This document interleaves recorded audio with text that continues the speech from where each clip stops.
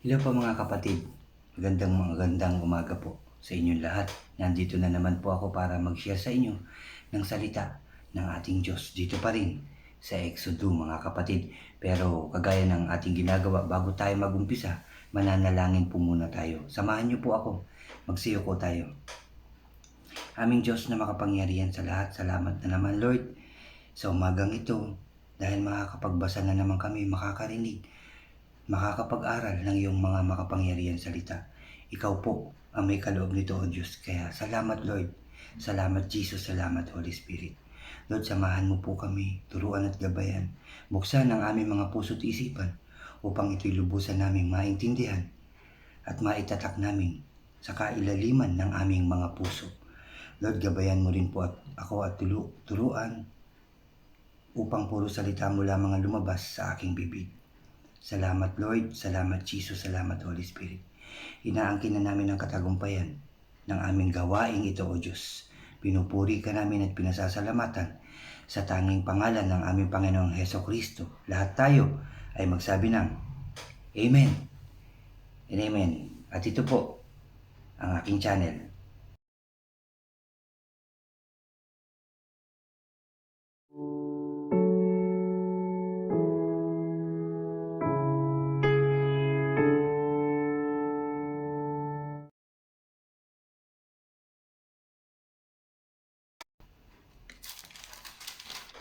Hello po ulit mga kapatid, Brother OG po.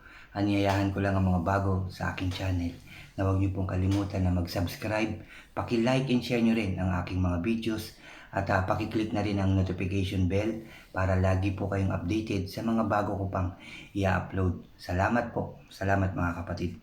Kahapon sinare ko sa inyo ang chapter 9 na may pamagat na ang ikalimang salot, ang pagkamatay ng mga hayop, at sinundan ito ng ang ika-6 na salot, ang mga pigsa. Ang ika-7 salot, ang malakas na ulan ng yelo. Ngunit kahit ganoon ang nangyari, hindi pa rin pumayag, naging matigas pa rin ang puso ng Paraon para payagan ng mga Israelita na sumamba sa kanya. Kaya dito po mga kapatid sa chapter 10 na may pamagat na ang ika-8 salot, ang mga balang. Mag-umpisa na po tayo. Sinabi ni Yahweh kay Moses, pumunta ka sa Paraon. Pinagmatigas ko ang kanyang kalooban at ang kanyang mga tauhan para maipakita ko sa kanila ang aking kapangyarihan. Yun po ang dahilan kasi bakit pinapayagan ng Diyos na patigasin pa. Hindi na lang hayaan na payagan sila. Pero nga sabi ng ating Diyos, ginawa niya yun sa Ehipto para makita ng mga Ehipsyo na ang kanyang kapangyarihan. Para ipakita na siya ang may-ari ng daigdig, siya ang makapangyarihang Diyos. Nagpapakilala po siya at ipinapakita niya yun sa lahat ng tao. Ulitin ko lang, sinabi ni Yahweh kay Moses, pumunta ka sa Paraon, pinagmatigas ko ang kanyang kalooban at kanyang mga tauhan para maipakita ko sa kanila ang aking kapangyarihan. Ginawa ko ang mga kababalaghang ito upang masabi ninyo sa inyong mga anak at apo kung paano ko ipinakita sa mga Ehipsyo ang aking kapangyarihan, at sa gayoy kikilalanin ninyong lahat na ako si Yahweh. At kaya ito naisulat dito, kaya ito sinulat mga kapatid ang salita ng ating Diyos upang makilala natin na siya ang Diyos na makapangyarihan sa lahat, na siya si Yahweh. Amen. Pumunta sa Paraon sina Moses at Aaron, sinabi, ito ang pinasasabi ni Yahweh, hanggang kailan ka ba magmamatigas? Payagan mo nang umalis ang mga Israelita upang sumamba sa akin. Kapag hindi mo pa sila pinayagan bukas pinayagan bukas din ay magpapadala ako ng makapal na balang sa inyong bansa. Mapupuno ito ng ang buong Ehipto ng balang, mapupuno ito. Kaya't wala kang makikita kundi balang, lahat mapupuno. Uubusin ito ang lahat ng hindi nasisira sa pag-ulan ng malaking tipak na yelo, yung mga hindi nasira. Balang ang sisira, mga kapatid. Sabi pa dito, pati ang mga punong kahoy, papasukin ng mga ito ang iyong palasyo at ang bahay ng iyong mga tauhan at mga nasasakupan. Ang salot na ito ay higit na mas matindi kaysa alingmang salot na balang. Sabi dito, mas matindi itong salot na to. Sabi dito, ang mga papasukin muna lahat, no, nasasakupan lahat ang buong Ehipto, mga kapatid. Sabi pa ng ating Diyos, ang salot na ito ay higit na mas matindi kaysa alingmang salot ng balang na naranasan ng inyong mga ninuno. Pagkasabi nito ay umalis si Moses. Mas matindi kung naranasan na nagkaroon ng balang nung panahon na yun, pero mas matindi raw itong gagawin ng ating Diyos sa Ehipto.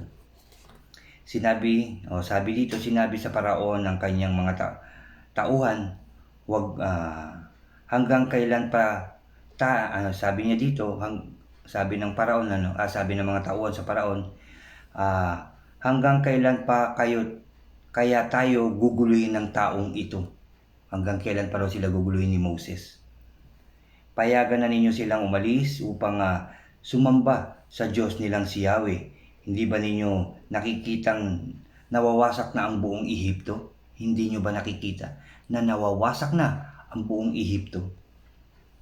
Kaya ipinasundo ng Paraon sina Moses at Aaron. Sinabi niya, kung papayagan ko kayong umalis upang sumamba kay Yahweh, sino-sino ang inyong isasama? Tanong ng Paraon. Sumagot si Moses, lahat po kami, mula sa pinakabata hanggang sa pinakamatanda, dadalhin din namin lahat ng aming mga tupa, kambing at mga baka. Sabi dito, kailangan po kasamang lahat sapagkat ipagpipista namin si Yahweh. So lahat ng simula bata hanggang pinakamatanda at lahat ng hayop isasama nila sa kanilang pagsamba kay Yahweh. Sinabi ng Paraon, tawagin na ninyo si Yahweh, hindi ko papayagang isama ninyo ang inyong mga asawa at mga anak. Sabi ng Paraon, maliwanag na may binabala kayong masama, hindi ako papayag na isama ninyo ang lahat. Kayo na lamang mga lalaki ang umalis upang sumamba sa inyong Yahweh. Kung iyan ang gusto ninyo, kayo na lamang mga kalalakihan. Hindi ko papayagan na isama nyo ang mga asawa at mga anak, sabi ng Paraon.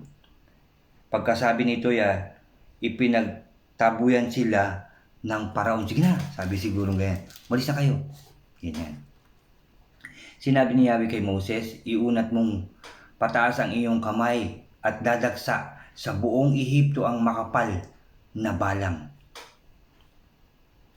Uubusin ng mga ito ang mga halamang hindi nasira sa pag-ulan ng malaking tipak na yelo. Itinaas nga ni Moses ang kanyang tungkod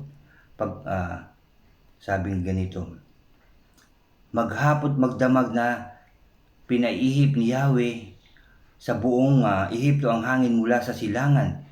Kinaumagahan, tangay na ng hangin ang makapal na balang at ito ay dumagsa sa buong Ehipto.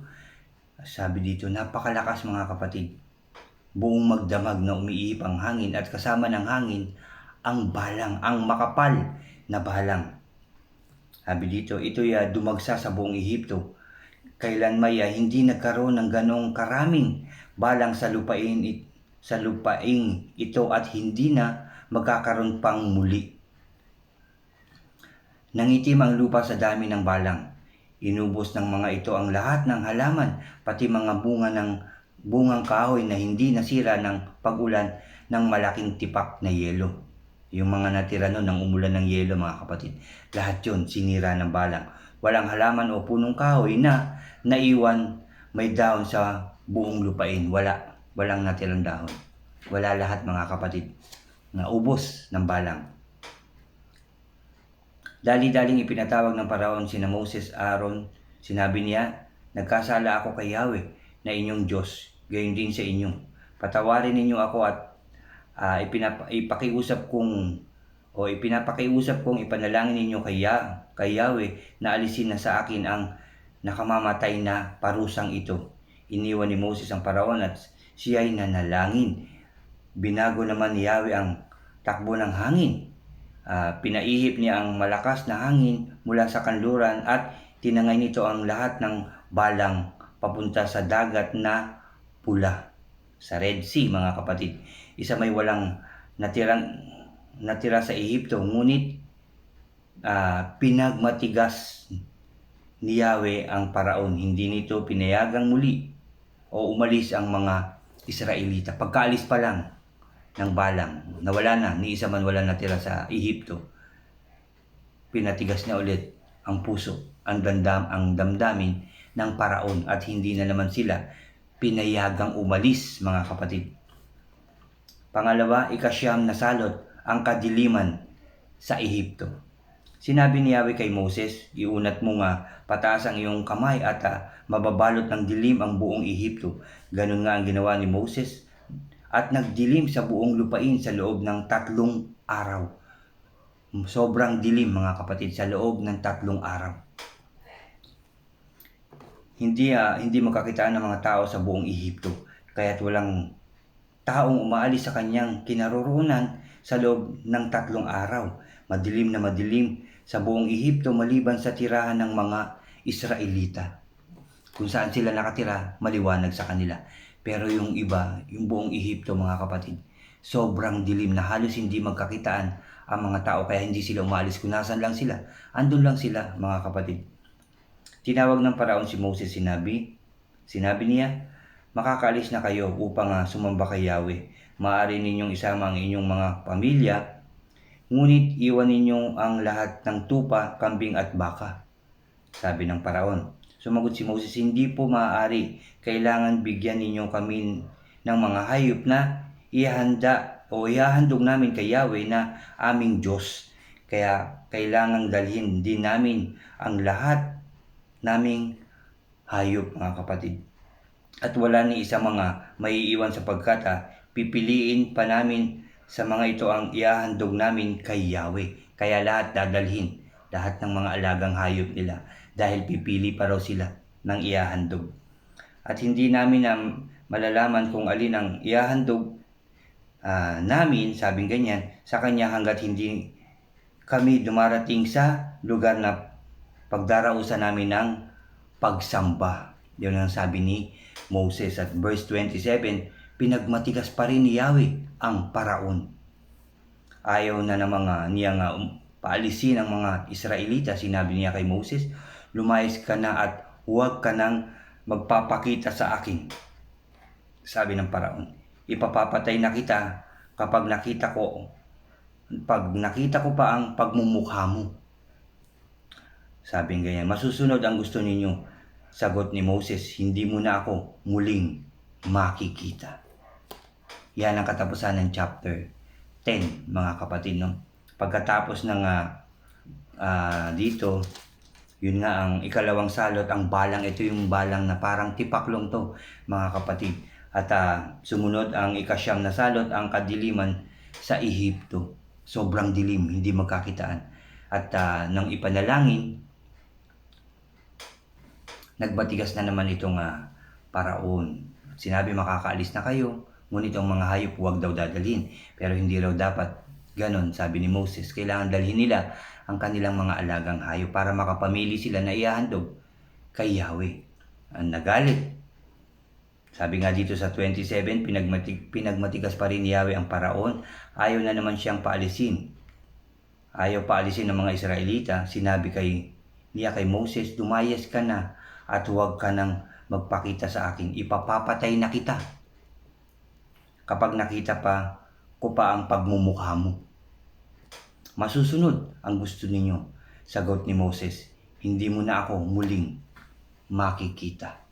Yan ang huling salita ni Moses dito sa chapter 10, mga kapatid. Salamat sa ating Diyos. Ano po ang makikita natin dito? Yun nga yung sinabi kanina, na ginawa niya ito para makilala ng tao kung sino siya, ang ating Diyos. Kaya niya ito ginagawa. Kaya niya ito ipinapakita doon sa mga taong hindi nakakakilala sa Kanya. pinapakilala niya kung sino siya. O sabihin naman natin, nakakilala ka nga, pero nakalimot ka at tinatawag ka ng ating Diyos na magbalik loob, ngunit ayaw mo. Gusto mo bang magpakilala siya ulit sa'yo? Gusto ba natin na magpakilala ulit siya sa ating lahat? Ipakita kung sino siya. Ipakita na siya ang may-ari ng daigdig. Ipakita ang kanyang kapangyarihan. Gusto pa po ba nating itong mangyari? Siyempre hindi na po. Hindi ba? Ano ang ating gagawin? Magbalik loob sa ating Diyos na buhay. Sundin ang kanyang mga sinasabi. Magtiwala sa kanya. Sumampalataya. Manalangin, tanggapin ang ating Panginoong Kristo ng buong puso at kaluluwa. Yan po ang kailangan nating gawin, magbalik loob. Magbalik loob sa ating Diyos Ama na nagbigay buhay sa akin, sa iyo, at sa lahat ng may buhay dito sa daigdig. Magbalik loob po tayo. Manalangin po tayo sa ating Diyos na ayusin niya na muli ang bawat bansa dito sa daigdig. Ang Israel, ang Pilipinas, ang Hong Kong, Japan, lahat ng bansa mga kapatid, buong daigdig, ipanalangin natin na muling ayusin na ng ating Diyos at patawarin tayo sa lahat ng ating kasalanan at lahat tayo ay magbalik loob. Amen and amen. Maraming salamat muli sa ating Diyos. Maraming salamat muli sa inyong suporta, sa pagsama nyo sa aking sharing na naman ngayong araw na to mga kapatid. Mga kapatid, samahan nyo po ulit ako. Manalangin tayo na galing sa ating puso. Ipakita natin sa ating Diyos na tayo nagbabalik loob sa Kanya, nagsisisi sa lahat ng ating kasalanan at muling gagawa ng kabutihan at magmamahalan, magpapatawad at magpapakumbaba. Magsiyuko po tayo. O Diyos, aming Ama na makapangyarihan sa lahat, na gumawa ng langit at lupa, ang may-ari ng daigdig. Father God, maraming salamat sa iyong mga salita na aming napakinggan, nabasa, at napag-aralan na naman ngayong araw na to. Salamat po sa inyo, Lord. Dahil ikaw po ang may kaloob nito. Ikaw po ang may kagustuhan nito upang makilala ka namin, upang mabasa namin, mapakinggan ang iyong mga ginawa nung araw, ang iyong kapangyarihan, ang iyong pagmamahal sa mga taong totoong nagtitiwala sa iyo, sumasampalataya sa iyo. Lord, salamat. Dahil may salita kang binabasa namin araw-araw, O Diyos. Salamat din dahil may mga bishop, pastors, leaders na totoong naglilingkod sa iyo, O Diyos. Salamat din, Lord, sa lakas ng loob, sipag na binibigay mo sa akin na kahit sa simpleng paraan lamang, ako'y nakakapaghayag, nakakapag-share ng iyong mga makapangyarihan salita. Salamat, Lord. Salamat, Lord. Salamat, Lord. Salamat, Jesus. Salamat, Holy Spirit. Salamat sa iyong mga salita. Salamat po. Nawa lahat ng iyong mga salita, Lord, na aming napapakinggan, nababasa, napapag-aralan, ay maisa puso't isipan namin. Lahat ng tao, hindi lang kami, hindi lang pastor, hindi lang bishop, hindi lang leader, kundi lahat ng tao, simula sa aming presidente, sa aming mga presidente, sa kasamahan nila, sa kanilang pamilya, at sa lahat ng tao pababa sa amin. Tatak namin ito sa kailaliman ng aming mga puso't magamit namin ito sa araw-araw namin pamumuhay, ang iyong mga salita, O Diyos. Salamat, Father God. Salamat, Jesus. Salamat, Holy Spirit. Lord, we pray na muli mo nang ayusin ang bawat bansa, lalong-lalo na ang Israel. Maging maayos na ulit sila, matahimik, masagana at maunlad, O Diyos, at matagumpay. Ganon din ang Pilipinas, ang buong daigdig, maging maayos, masaya, malinis ang hangin. Wala nang virus, wala nang mamamatay, wala nang magkakasakit in Jesus' name. Maging mas maayos na ang aming mga pamumuhay, O Diyos. Please, Lord, muli mong pakinggan ang aming mga panalangin at muli mo kaming bigyan ng isa pang pagkakataon na maiayos namin ang lahat, makapagsisi sa lahat ng aming mga nagawang kasalanan. Magbalik loob sa iyo, O Diyos. Bigyan mo po kami ng isa pang pagkakataon, O Diyos. Yan po ang aming panalangin sa iyo, Lord. Alam namin na mahal mo po kami. Kaya alam ko pong pagbibigyan mo pa po kami na maiayos namin ang lahat. In Jesus' name, Father God. In Jesus' name. Salamat po, Lord. Salamat, Jesus. Salamat, Holy Spirit. Salamat din sa pagpapagaling mo sa lahat ng sa lahat ng may karamdaman at pagpapatawad mo sa lahat ng may kasalanan. Sa aming lahat na makasalanan, salamat sa iyong pagpapatawad, pag-ayos ng bawat bansa, pagbigay ng katagumpayan sa bawat isa sa amin. Salamat sa lahat ng blessings, Lord. Pagkain, pera at magagandang bagay na ipinagkakaloob mo pa rin kahit na kami nagkakasala, nagkakamali, nagkukulang sa iyo. Salamat, Lord, sa lahat. Salamat, Jesus. Salamat, Holy Spirit. Salamat po. Muli, Lord, at palagi ka namin pupurihin, sasambahin at dadakilain. Sa tanging pangalan ng aming Panginoong Hesukristo na aming tagapagligtas. Tayong lahat ay magsabi ng Amen and Amen. Salamat po mga kapatid. Salamat sa ating Diyos. Salamat sa kanyang mga salita na bigay niya para sa ating lahat. Salamat po. God bless po sa ating lahat at God bless po sa inyong lahat. Salamat po.